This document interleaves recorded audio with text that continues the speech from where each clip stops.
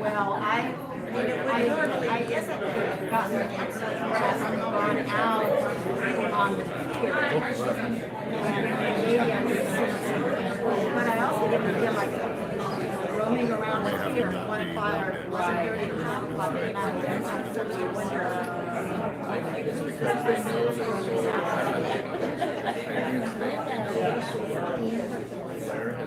Went out and Linda, she saw it.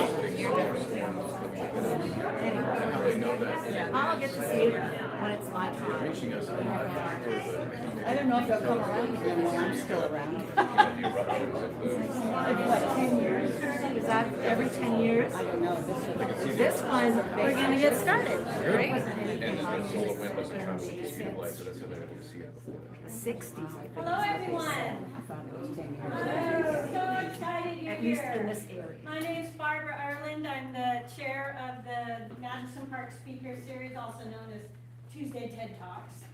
And this is our last, I'm so excited, our last speaker of the whole series tonight. And I am extremely thrilled to introduce this distinguished guest. Professor Bruce Balick was the chair of the University of Washington Department of Astronomy for many years. He also designed some of the new instrumentation for the Hubble Space Telescope, and he discovered the black hole in our galaxy, the Milky Way.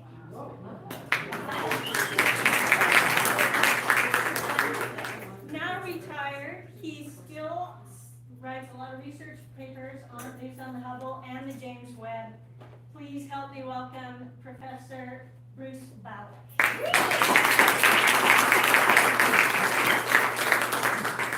So thanks to all of you. This is my wife and I. We live in Montlake. Madison Park is sort of our second home here in Seattle. We come here all the time. We have many friends who we've just accumulated during the years. I feel really very much at home, and I'm excited to be here tonight. Let me jump right into the talk because it's a little on the long side. But before I do, let me just tell you, I wear hearing aids. I'm not embarrassed about it. I may ask you to repeat your questions if we ask them, and I hope you won't be embarrassed by it. Okay?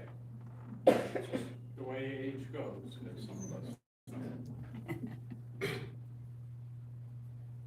Astronomy is undergoing just tumultuous change and all for the better. Webb is a big part of that. Hubble is a big part of that. We're going to look into the story of that. Before we do, I'm going to start with an overture. Mozart's operas are among my favorites, especially the very musical ones. And all of them begin with an overture that just grabs your attention. It introduces you to the music. It brings you in to the symphony. And I want to try to do that. I'm no Mozart, but we're going to start with an overture. So let me. Okay, talk title. Webb on the left, Hubble on the right. Two of the greatest telescopes ever put into, well, they're the two great ones put into space. They're smaller ones, but their impact on the field has been just as grand as the first little telescope that Galileo made. And he turned it up to the sky one night in Bathhouse, and he looked at the moon. The moon was supposed to be this perfect sphere, right? Because the Vatican had pronounced that God's firmament was perfect, and everything would be nice and round and smooth. And of course, the first thing he did is look at the craters, and he realized that story doesn't work. He happened to look at the moon on a night when there was shadow on one side and brightness on the other. And he looked at the craters right along the so-called terminator line, and he saw shadows get longer. And so he knew there were mountains on the moon, and he actually used the shadows and the rate of change to estimate the distance to the moon. He was way off, But that telescope started a whole field, it energized a whole field which has never slowed down. Bigger telescopes have come along. The biggest one in the world now is a 10-meter telescope, the Keck Observatory, built and operated by the University of California, Caltech. It's 10 meters in size. That's, what is that? It's something on the order of 1 million human eyes of light collecting power. And already in construction, funded by the Europeans, is the so-called extremely large telescope, which is 4 times the diameter, that is 16 times more collecting area than the largest telescope on the ground. This is, I'm way ahead of my, let's do the overture. I'm going to start with the Horsehead Nebula. You've all seen pictures of it. I was about 5 years old when I decided to go into astronomy, and I don't know how old I was the first time I saw a picture of the Horsehead, but it just enthralled me. How could things have shapes like that? I couldn't imagine what the answer is at that time, but it was the visual impact that just helped and set me on the path that I followed all my life.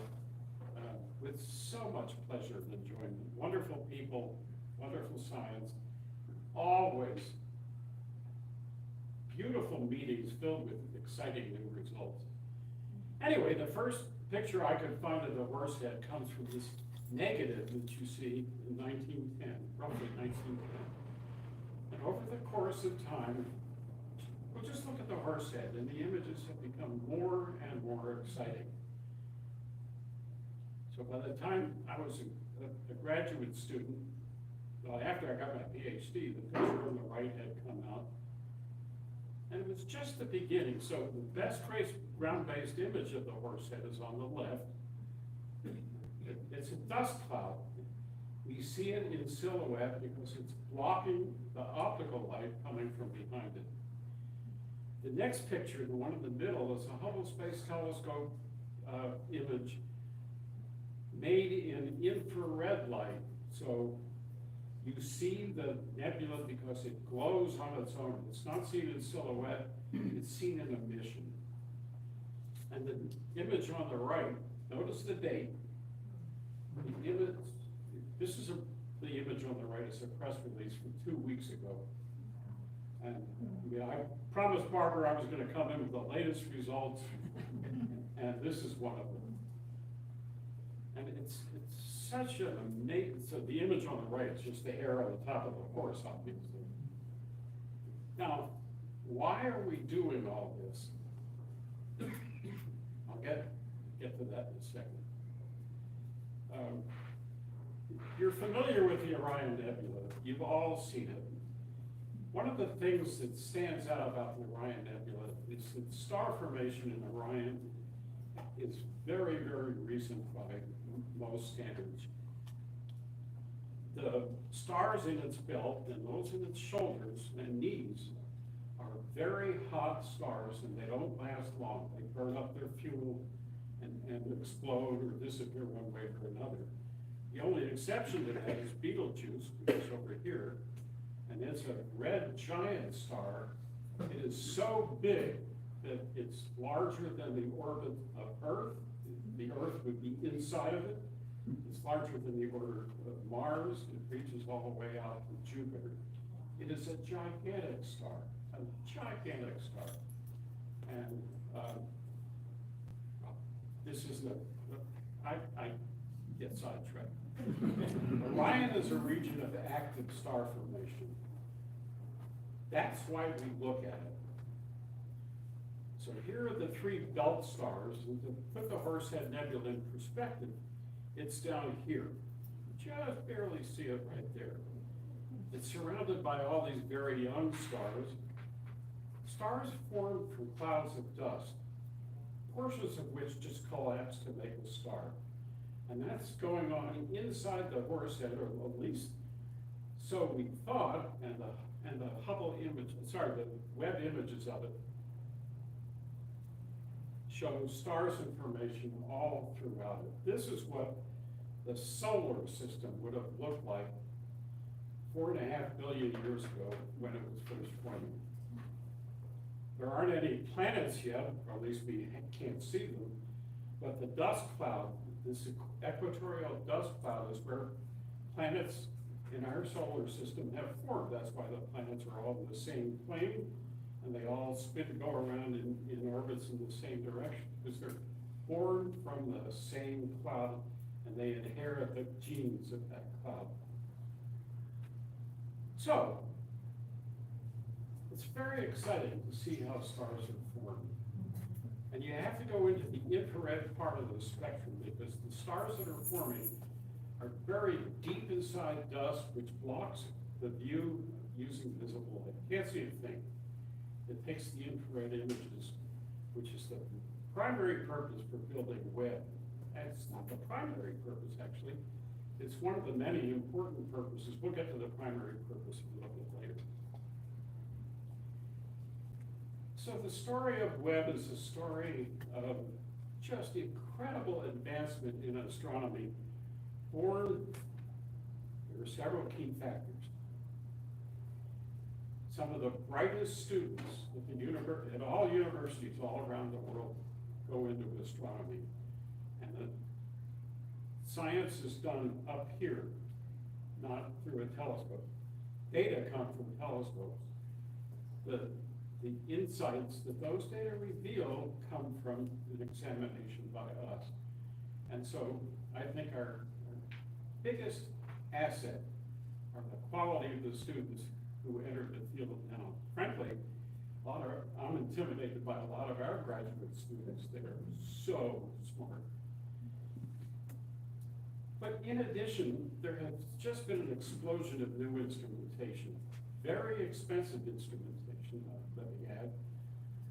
But as an astronomer, you guys pay the bill and I use the facilities, right? And I thank you very much for that. So here is Hubble. It's 340 miles up. When things went wrong with Hubble, astronauts went up and fixed it. The camera that I helped to design was a replacement for the first camera, which was just getting battered by cosmic rays in space, and the detectors were going bad. Here is Webb. It's nearly 1 million miles from the Earth. Nobody will ever go out there to visit it again. Webb is now on its own. And it was designed and built to last a long time. There are lots of redundant parts. But you know, a week or two after Webb went into operation, some meteorite smacked into one of its 18 mirrors, left a big dent. Turns out the telescope shook, but the quality of the images wasn't affected at all. But this is the sort of thing that can happen at any time, and there aren't ways for Webb to protect itself from a big hit from outside.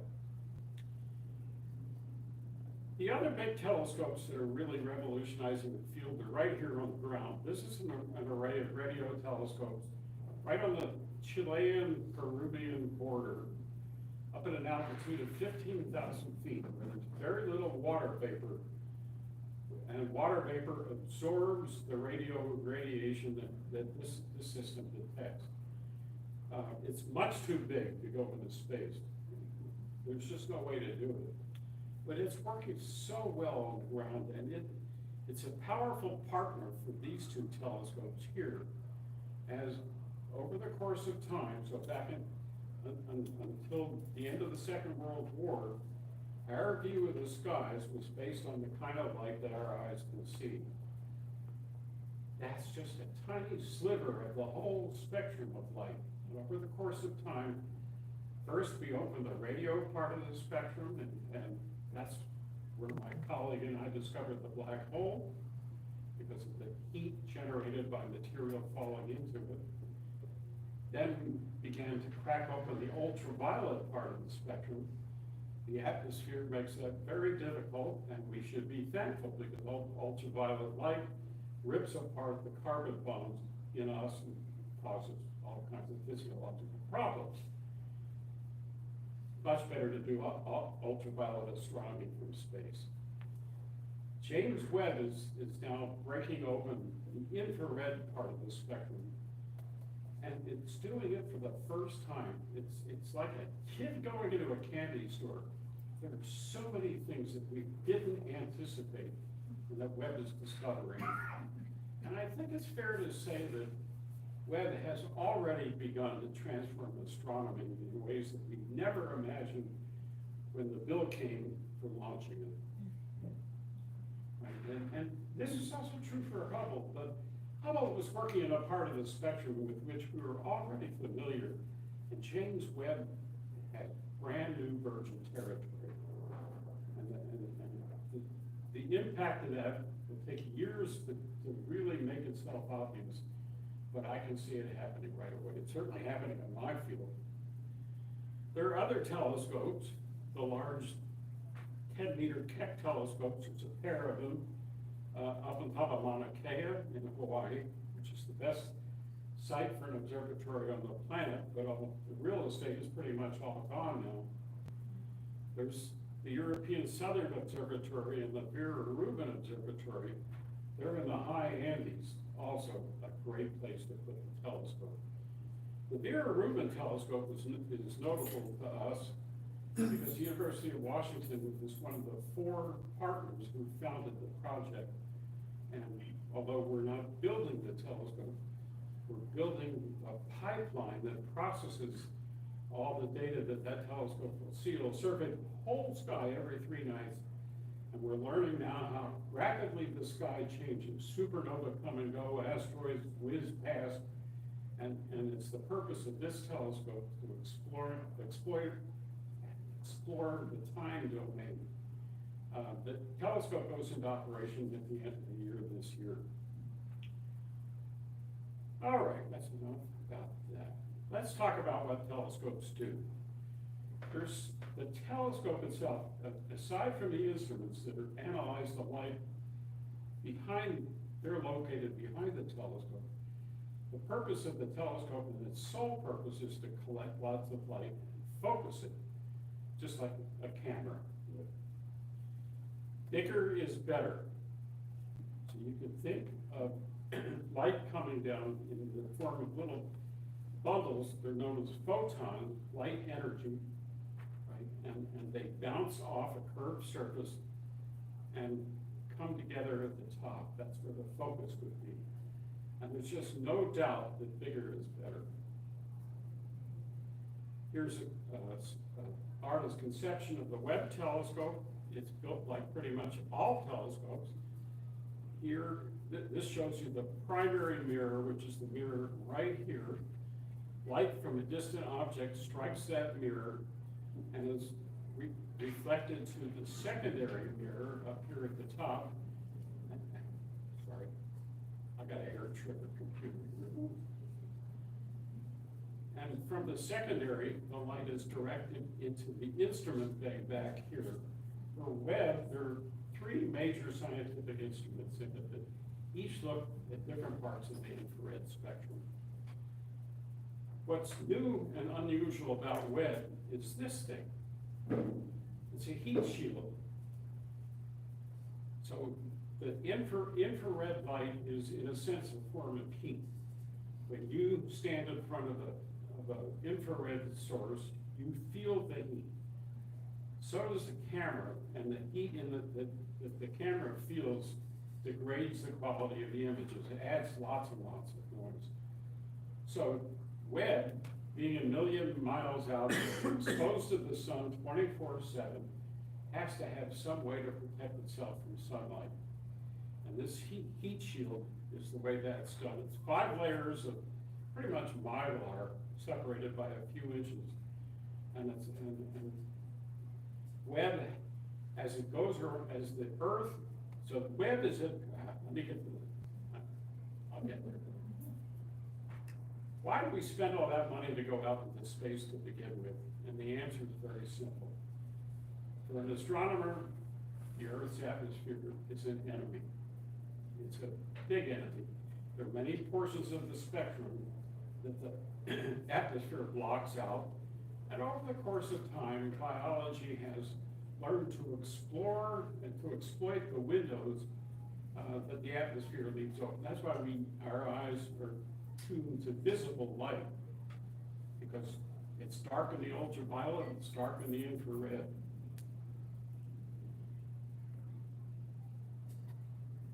The atmosphere also shimmies and shakes, and as it does, stars twinkle, which means when you look at them through a telescope, they dance around. And if you take a long exposure, that exposure of the star becomes all blurred out by the motions of the star.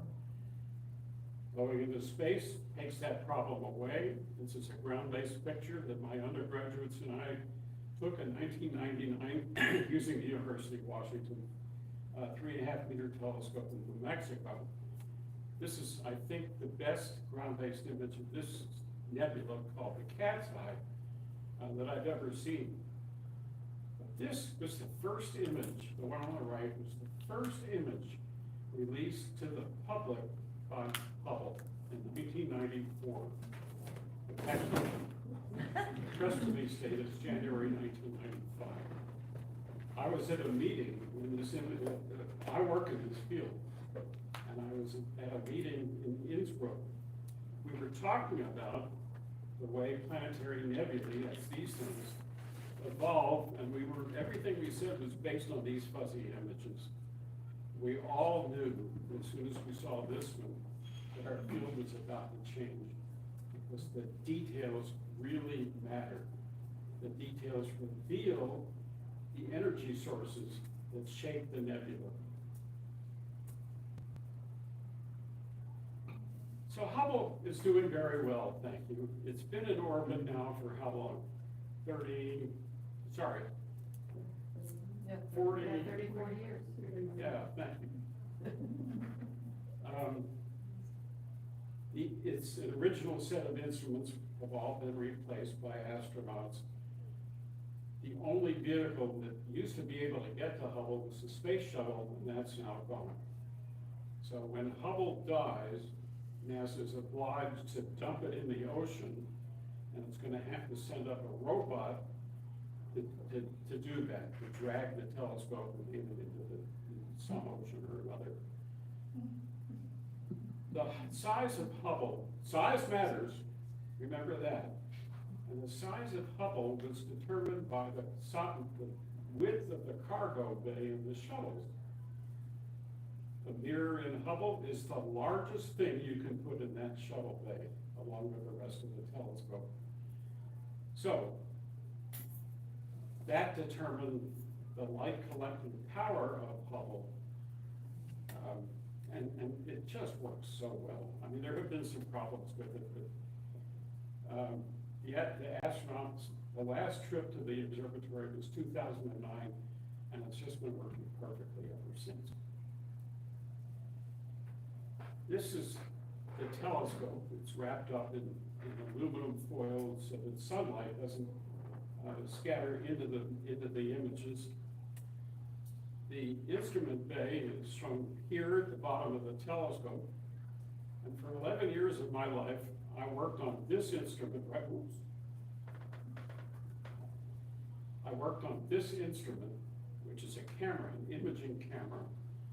If there's time, I want to tell you the story of when it was put in and how I interrupted a meeting of the Board of Regents when the camera went in. I'll tell you that story sometime.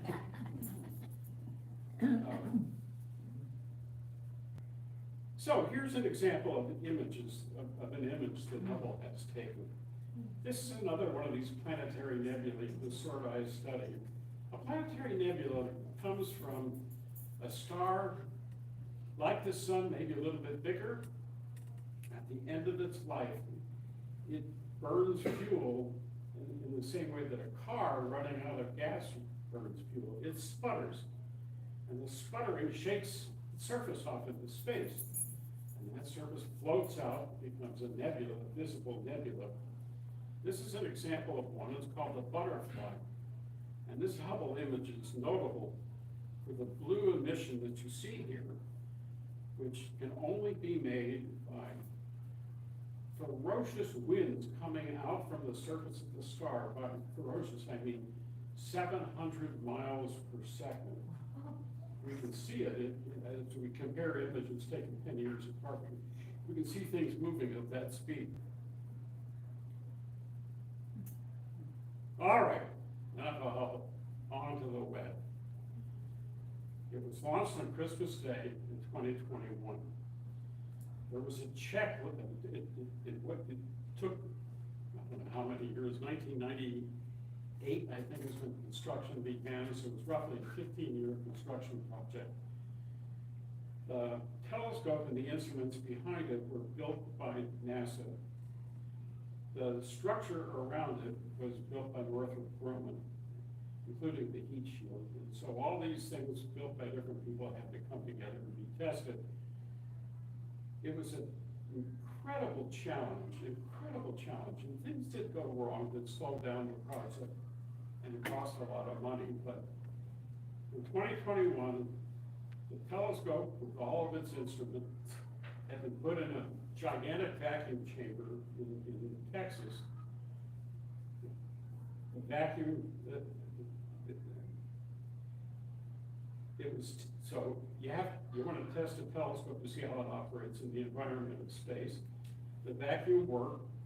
The telescope was shaken by the sorts of accelerations that it would see on launch, just to make sure that nothing came loose. It passed those tests.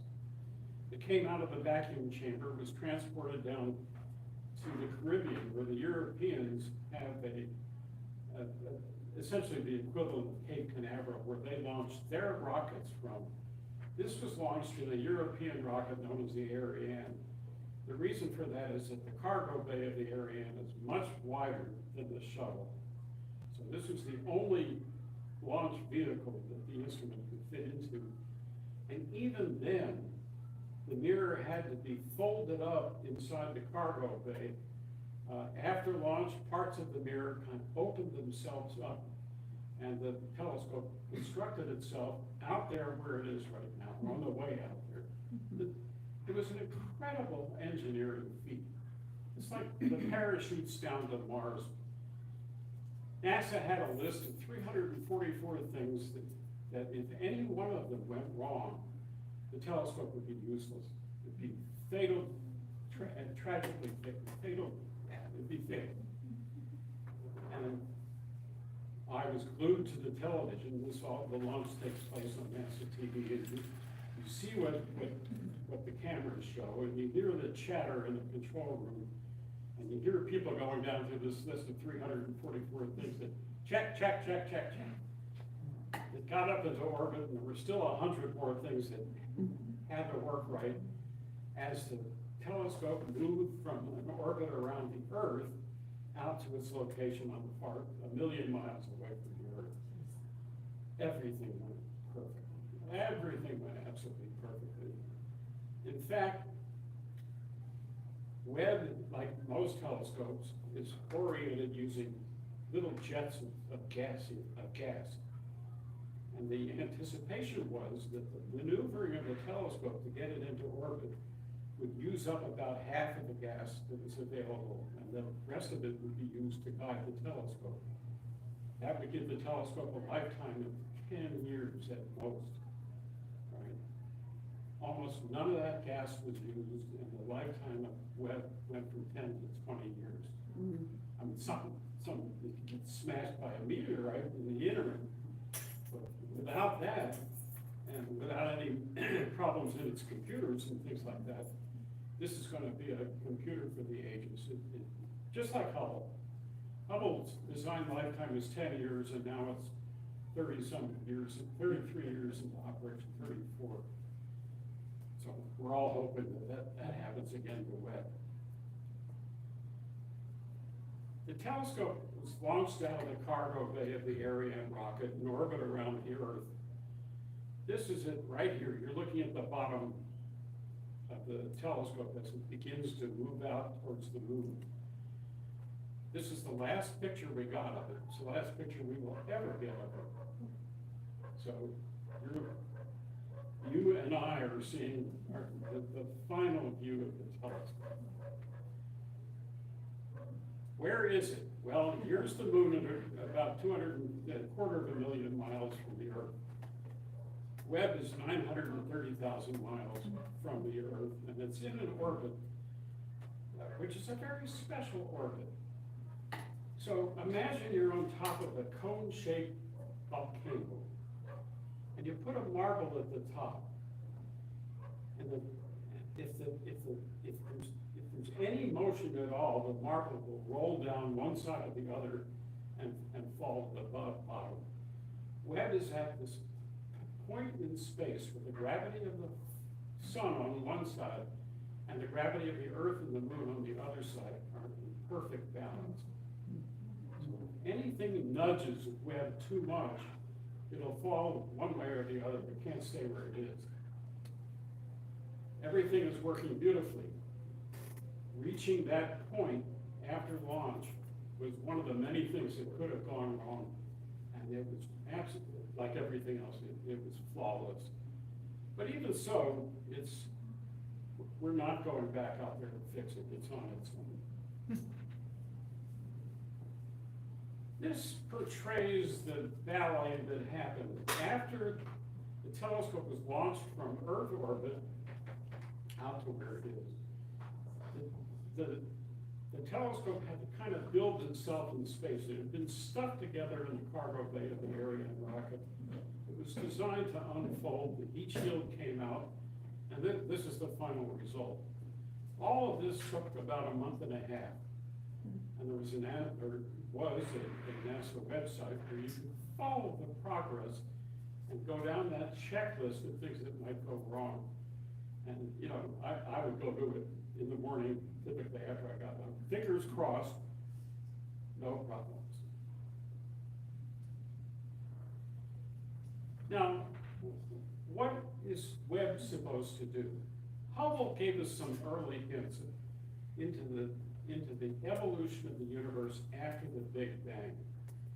And among the things it found was that galaxies have different shapes as you look further and further out into space. Now, as we look out into space, we see things at the time that they emitted the light that we're getting now. So think of it this way.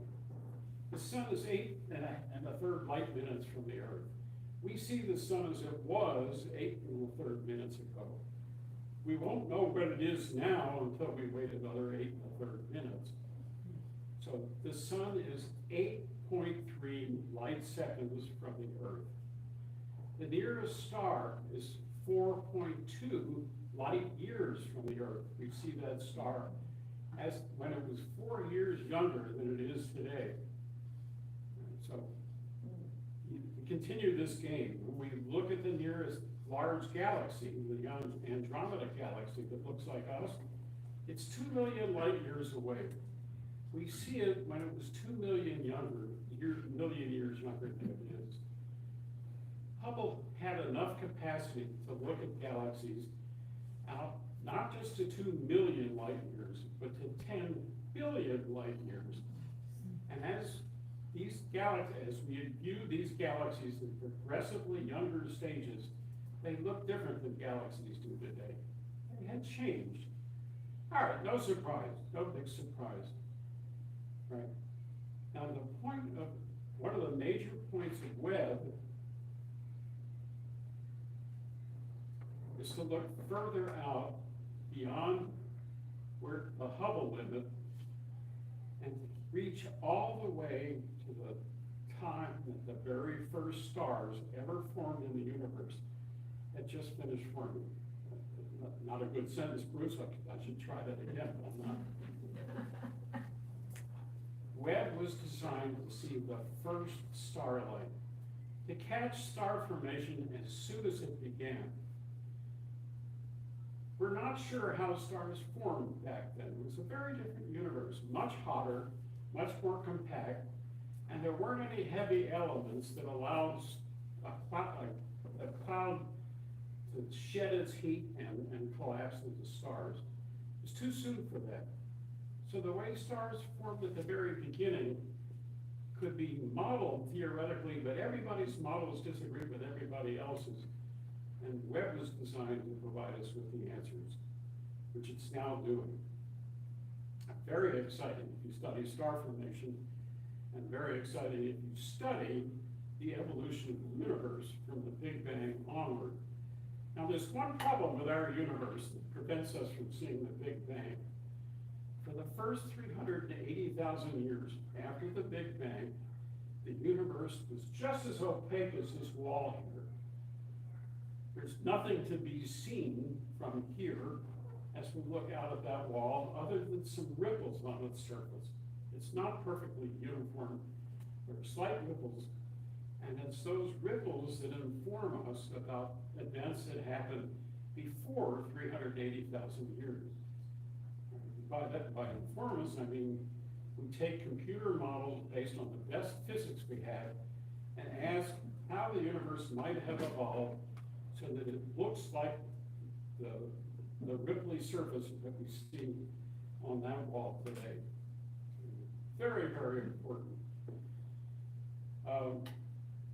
So it's not so much Webb that looks at that wall, it's other telescopes, but in combination with Webb, we're getting a much more detailed picture of how the universe pulled itself together at the very beginning.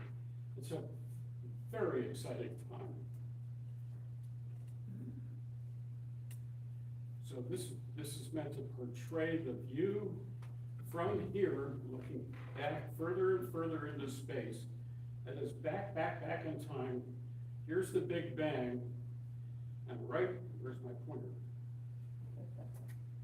Keep sliding away. Right here somewhere is where that wall is. So we can't directly observe the Big Bang itself. We can only observe the consequences of the Big Bang after the universe had aged for 400,000 years. Now, between that wall and the first stars, there's a dark area, right, known as the Dark Ages. So in that zone, there's nothing to radiate light, nothing. Webb can't see anything there because there's no light being emitted from the dark zone. So Webb takes us back to the first moments of star formation. There's a gap that we'll never be able to explore observationally, and then the universe is opaque. Gotta keep touching the mouse pad. This is what we think the universe looked like in an early state. This isn't a picture, this is an artist's conception based on the physics as we of the universe as we understood it at launch. Webb has other missions, namely to continue the research that Hubble had begun in areas of planets and areas of galaxy formation and evolution. And that work is in progress, and I don't have time to go very deeply into all of it, but we will hit a few highlights. So Webb went up it was launched on Christmas in 2021. A month later, the telescope had assembled itself. There are 18 mirrors that form the primary surface of Webb, and we took a picture, and there were every star had 18 different images. So for the next 2 or 3 months, NASA was aligning those mirrors so that there was just a single image coming off. And when that happened, the first science began. The first public release of any information from the early images, believe me, nobody other than the team who made Webb had any access to these images. And then on July 12th, 2022, NASA released 5 pictures that Webb had taken. One of them, I'll show it to you. One of them was this one. these are the objects that I work on. And I have been contacted by a reporter from the New York Times who heard that one of the early release images was going to be of a planetary nebula. He had no idea which one, and of course I didn't. So on that morning, I had a dentist appointment. I was walking from my house past the University Hospital on my way into the U District to see the dentist. My phone is out, I'm waiting for this picture to show up. Nothing. Finally, when I climbed into the dentist chair and stuff filled my mouth, the picture showed up. The reporter from the New York Times called, right? And I had two words. I had a budget of 2 words, and I said, "I'm gobsmacked." I always wanted to use the term. This is my opportunity. And that was the quote of the day in the New York Times.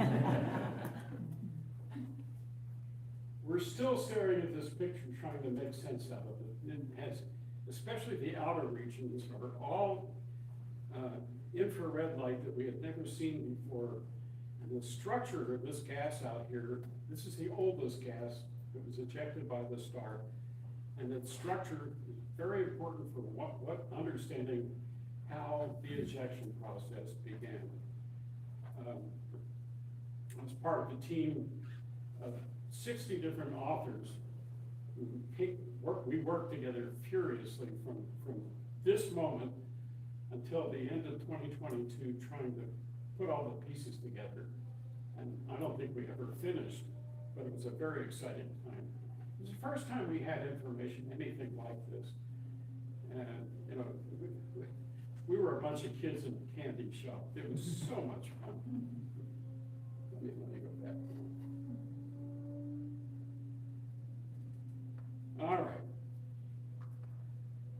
Hubble during its life had stared for 11 days at the darkest patch of sky that we knew of from the ground.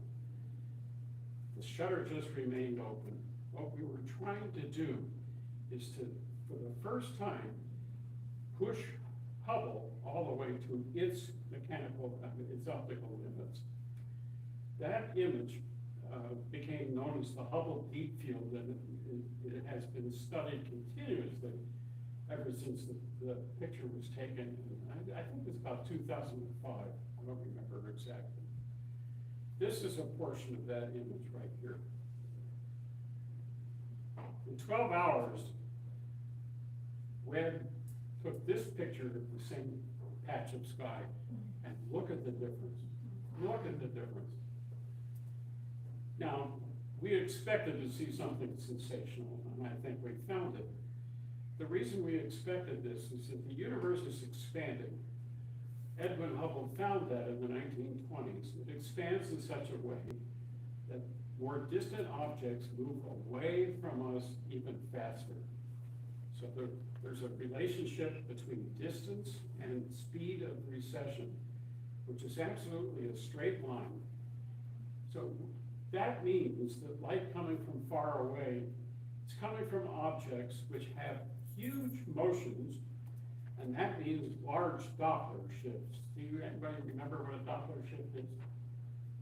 Doppler shift is an apparent shift in the wavelength of light or sound. When you hear, if you're standing at the edge of the tracks and a train comes down and it comes at you, its pitch changes as it passes by. It goes from that's the Doppler shift. The wavelengths of light are being stretched as the source of the emitter moves away from you over time. And that happens to light too. And so one of the reasons for launching Webb was to look at a portion of the spectrum where that Doppler shifted light from these very, very distant objects would be easy to see. And that's what you're looking at here. This glimpse of the early universe, the things that are in the that come from the early universe are not the bright things that you see here, but little specks in the background, because they're so far away. And they're very, very faint. But at the same time, this picture reveals stretched out galaxies. Right? right? And that stretching is caused by this reshaping of space by a cluster of galaxies right here in the center of the frame. So gravity bends space and makes it into a lens, not a very good one, by the way, but it makes it into a lens. And that lens amplifies the light from very distant things, but also distorts them. And you're seeing all of these distorted galaxies here. They're known as gravitational lens objects. And so this is something we expected to find, but I don't think we expected to see as many of these as we saw. So little tiny dots that matter, and there's this wonderful quote from Randolph Churchill, Winston's father, who was Chancellor of the Exchequer. I can't remember how it's going. Secretary of the Treasury. It was his job at the end of every fiscal year to balance the books. And he was always off by about a factor of 10. Because decimals were new at that time, and he never mastered them. Those darn little dots contain a lot of information. So now we fast forward to a little over a year ago, and we learned that these little dots, portions of which you see here in larger form, there are 100 more of these things, 100 times more of these than we had any right to expect. In other words, Webb is saying that galaxy formation in the early years of the universe was incredibly prodigious, and we still don't understand why. We have wonderful models of the evolution of the universe that tell us where the mass goes, what the forces of gravity do, at least in a statistical sense. This is an incredible discovery. It could conceivably overturn our idea of the Big Bang. It's too soon to say, much too soon to say. The problem is obviously being worked on. But you know, you launch expensive telescopes like Webb to get the surprises. That's what propels science forward. It's the things that you don't expect. Okay, we saw that. Here's Jupiter and Uranus imaged in the summer of 2022. These are remarkable images. The atmospheres of both of these planets are gaseous, and in the infrared you can see hundreds of miles further down into the atmosphere than you can see optically. And what's down there reveals a lot about what the planet's rotation and its internal structure. One of my favorite pictures is this one of the Great Red Spot right there. The Great Red Spot has been a huge storm on the surface of Jupiter, right between the equatorial and the temperate zones. Right? And it's been there for 250 years. The top of the clouds are about 100 or 150 miles above the rest of the surface of Jupiter. It's an incredible storm. I'm going to skip this because I know I'm running late. Good God. One of the more interesting new results that Webb produced is this one right here. The gas around in this thing is orbiting around something at ferocious speeds, incredible speeds. And the only known object that has enough mass to bind that gas into an orbit where the orbital speed is so high is a black hole. And so this thing, which isn't going to impress anybody, really is a galaxy inside of which there's this gigantic black hole. Now, for years and years, thanks to Hubble and ground-based observations, we've seen black holes in the centers of galaxies. And almost invariably, the mass of the black hole, the center, is about 1% of the total mass of the galaxy. What was strange about this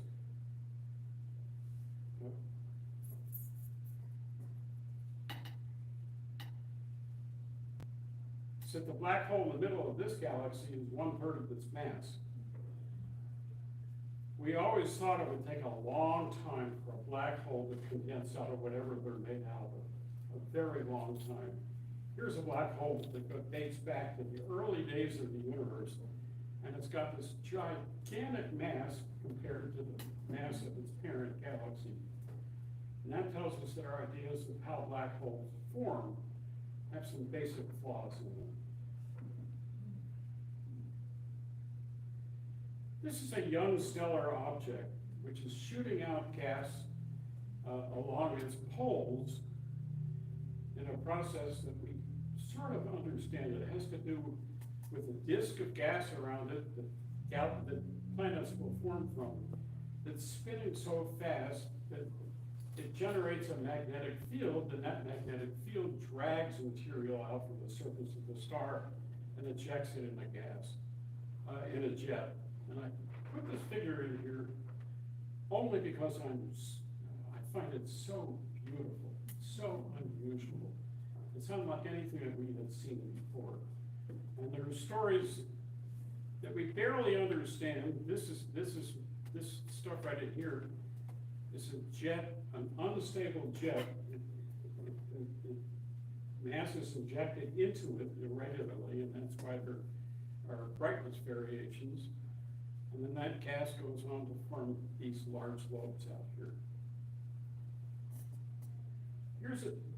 This galaxy is a famous optical galaxy known as M51. And here is the Webb picture of it.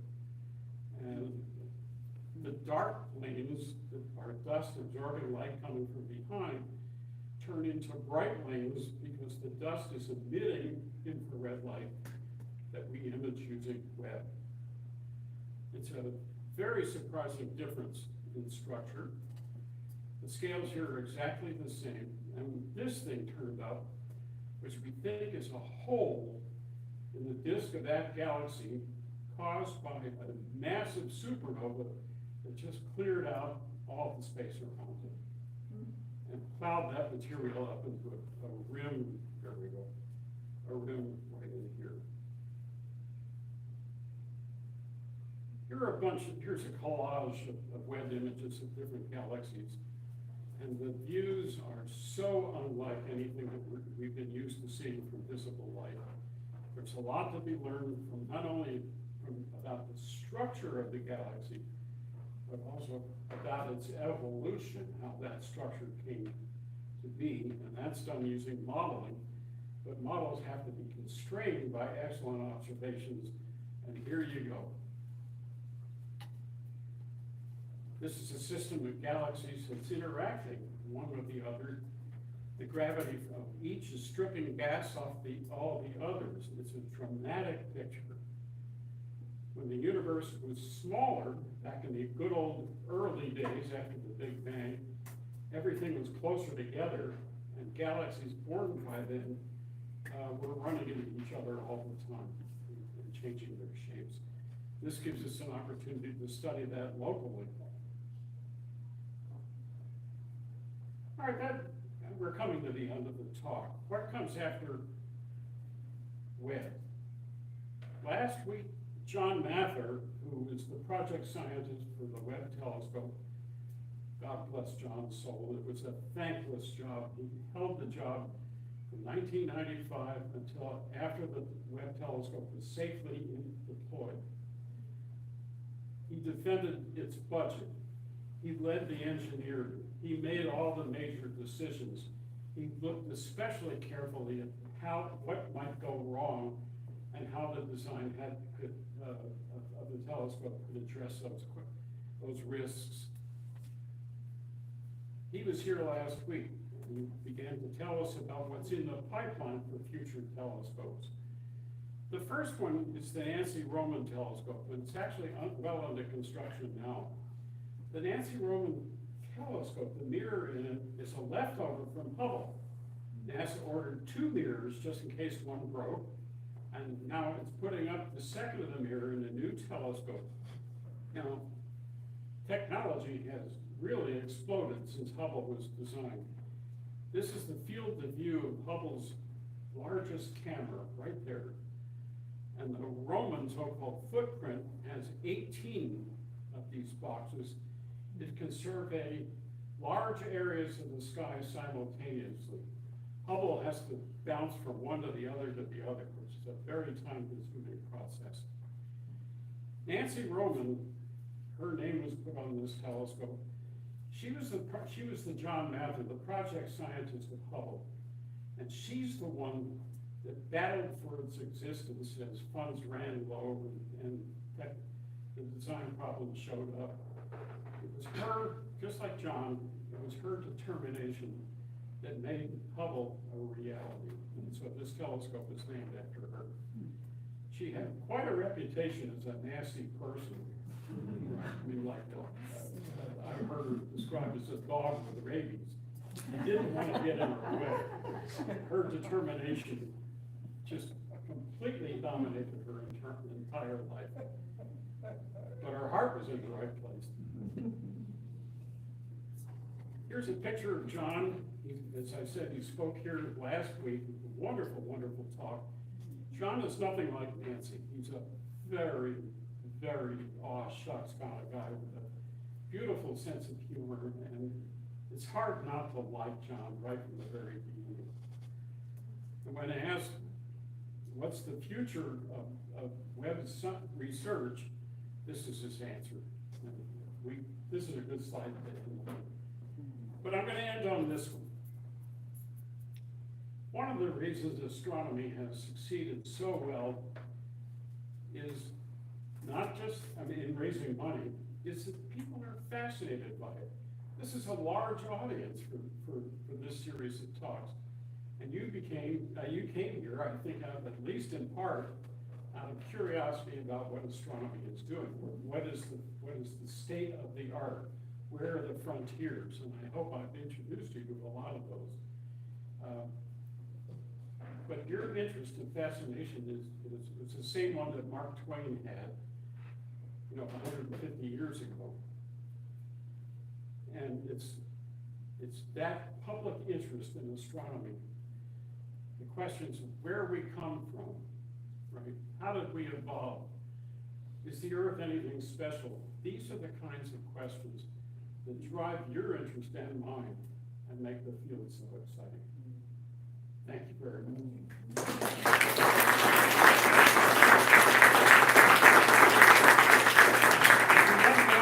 Right here is going to have a smile plastered across his face for the last hour. You can relax now. That smile told me that I was reaching you. Thank you. First questions in the back.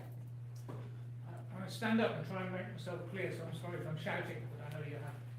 Mr. Parker, you may have to repeat his question so I can hear it. So the first telescope you described was the Hubble, named after an astronaut.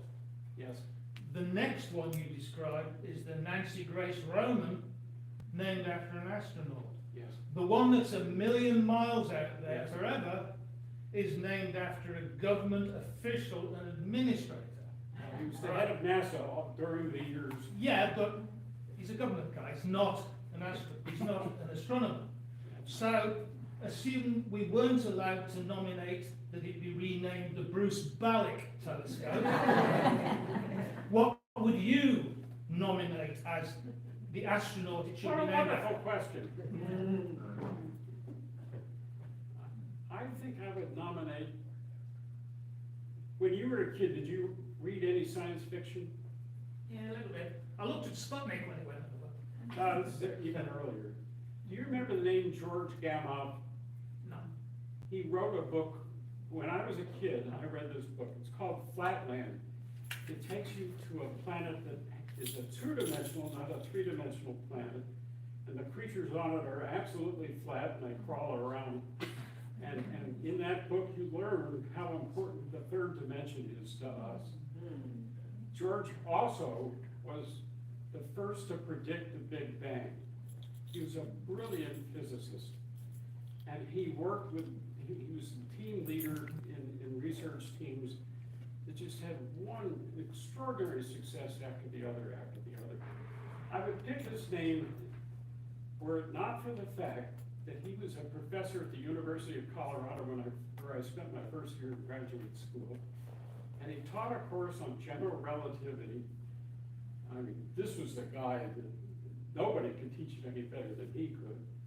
And I took his class and I didn't understand a thing.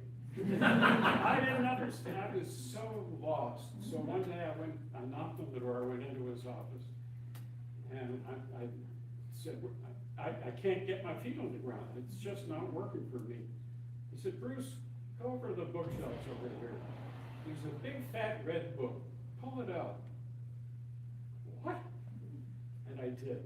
And behind it was a huge bottle of vodka. And so I shared a bottle of, a glass of, but I'll never forgive him for being such a lousy teacher. He died of sclerosis shortly after that. Here, Jane, I think your question. Yeah, you were gonna tell the story about how you walked in on the Regents. About who? You walked in on the Regents meeting. Oh, so this team and I have been working on the latest and best camera for Hubble for 11 years.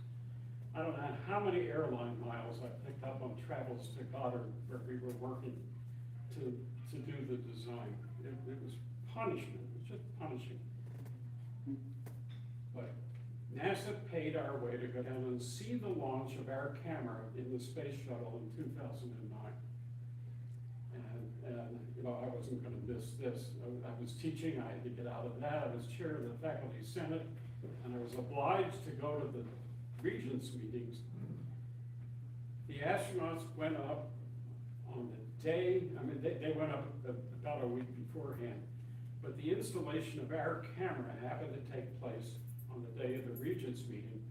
By then I was back in Seattle, sitting in the back of the room, the boardroom in what we used to call Safeco Tower, right, with all these regents sitting around. I have my headphones on, I'm plugged into NASA TV, watching the installation of the camera live. And my fingernails are gone. They had to take the old camera, the predecessor of our camera, they had to remove it in order to make room for the new one. The astronauts floated up to the old camera with a wrench, a torque wrench.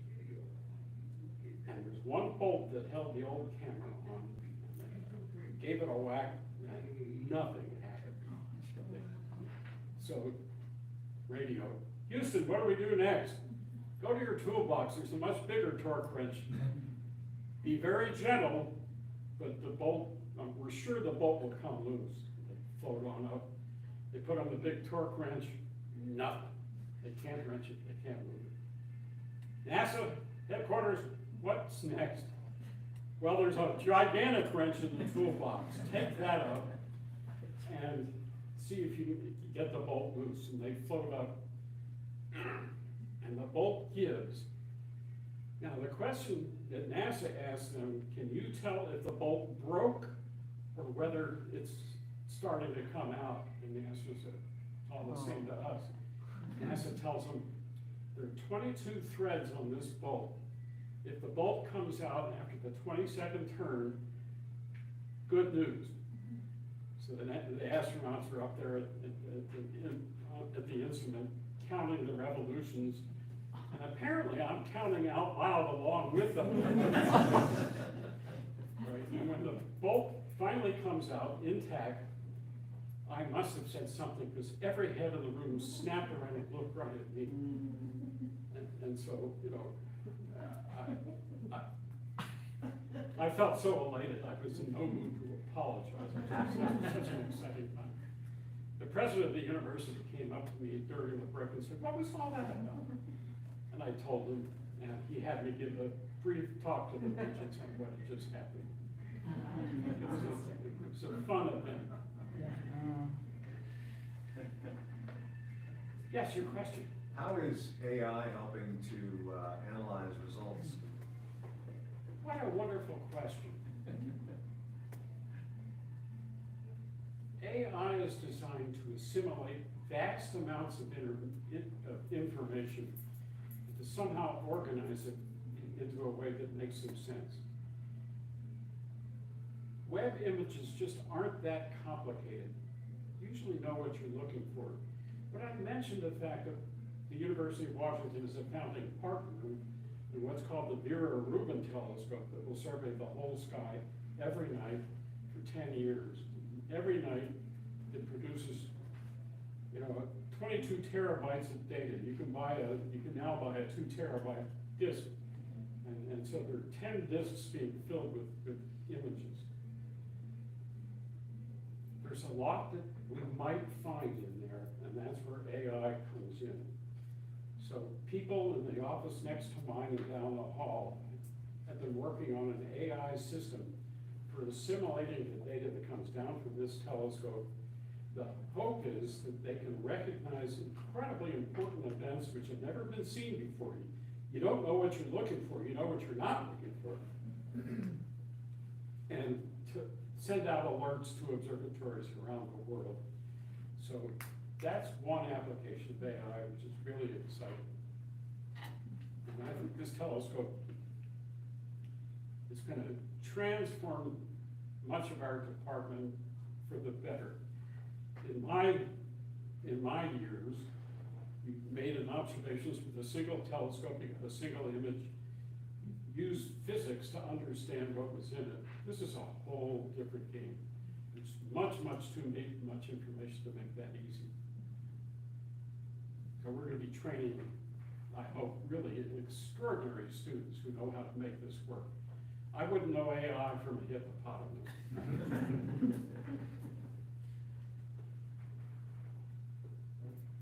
Ted. Bruce, I think the thing I've learned from you a little bit is how you share the information from the scope. In other words, the time you were able. Short answers on the internet. So Well, you were able to Ed is on one of the boards involved with this effort to build the pipeline at Unity. He's got the inside. I appreciate that, but what I would like to say is that you got time that was given to a university anywhere in the world, and they could aim This telescope, institutions don't matter, the data go public as soon as the pipeline releases them, and anybody can grab them, anybody. But What you need to be ready at your end to drink from the fire hose, that's the trick. Okay. And the internet will provide you with all the data, they're all available, they're all public. It's up to you to make sense out of it. Right, but you own a certain period of time on that scope. You don't. That time has all been allocated from the day the telescope goes into operation. That telescope will just survey the whole sky in a robotic mode every 3 nights. Now you're talking about the LSST, Yeah, it's now called the Rubin. right? But in this scope that you were talking about, on the web and in the earlier scopes, you were given a view that you wanted to see of the universe. And you owned that information for a year That's or right. whatever the time was. Right. And then it became public. That's right. On Rubin, those data are public from the moment they're available.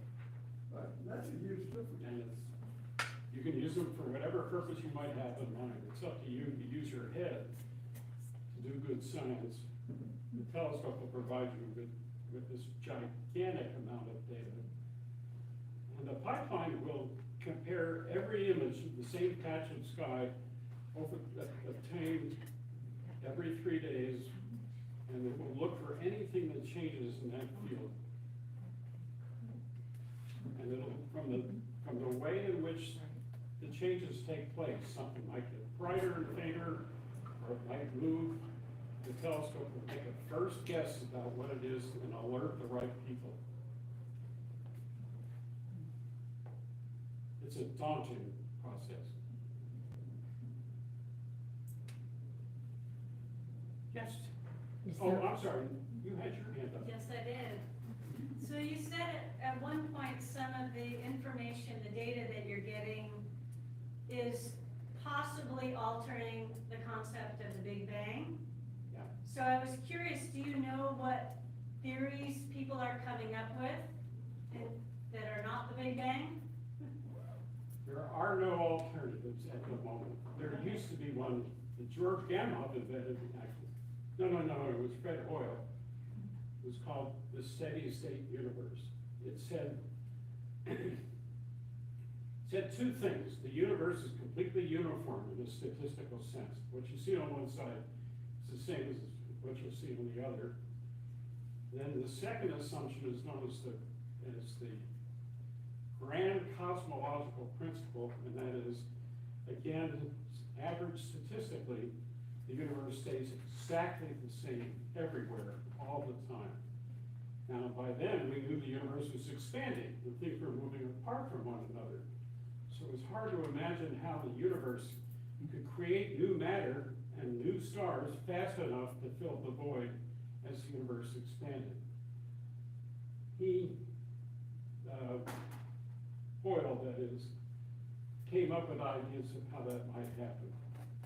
But no sooner did he come up with those ideas than what's called the cosmic microwave background was discovered. We saw the wall. And that, in his universe, there would be nothing special about 380,000 years after the universe began.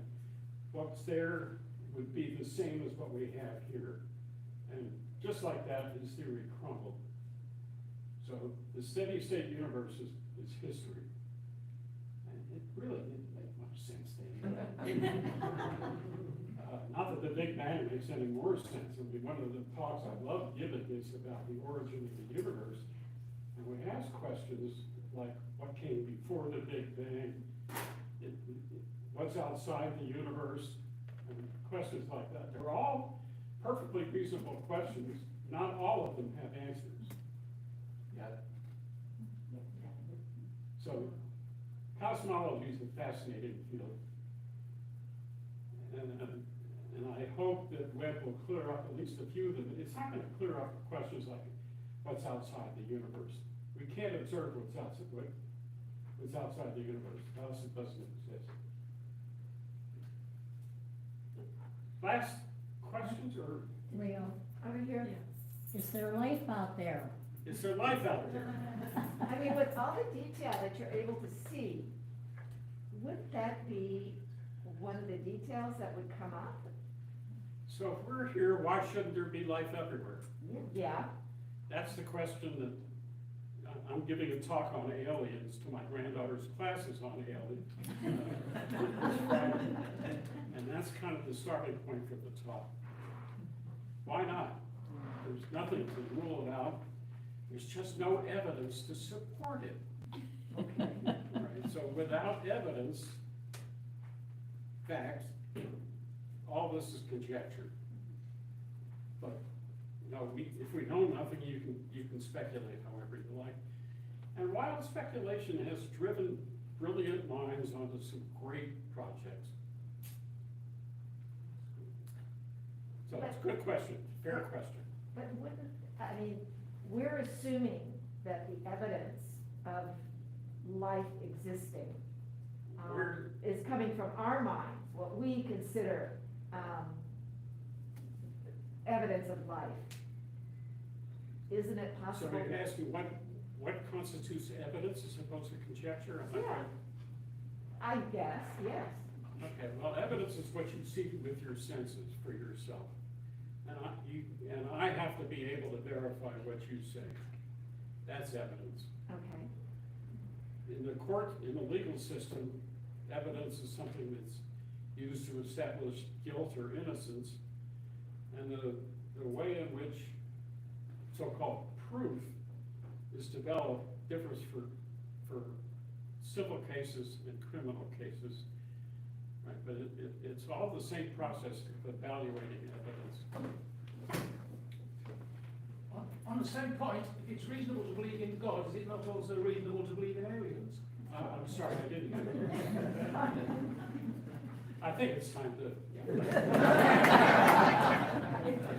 Thank you all.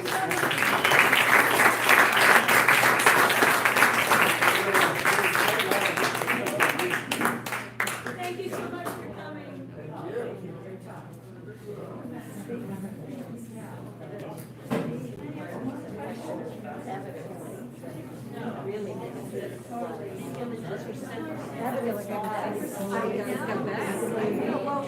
Yeah. We recreated.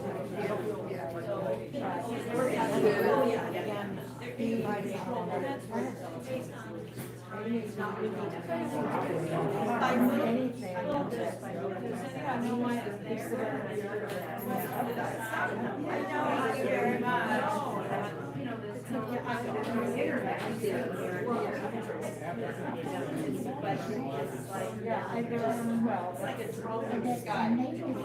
Yeah.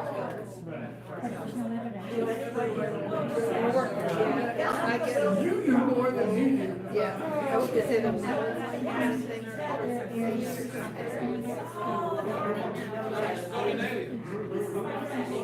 I don't know that for a minute. I really don't. I still think it should be James Webb. Anyway, yeah. Eric, we are in the meetings that are. Yeah, I feel so good. You know, but it's not, you know, and all that they've discovered, I think about us at our age, we've seen the progression of all this knowledge and experience and advancements in science. Did you remember when the first rocket went up and they landed on the moon? And I remember when they went up and, you know, it flew just a monkey that was in the, so.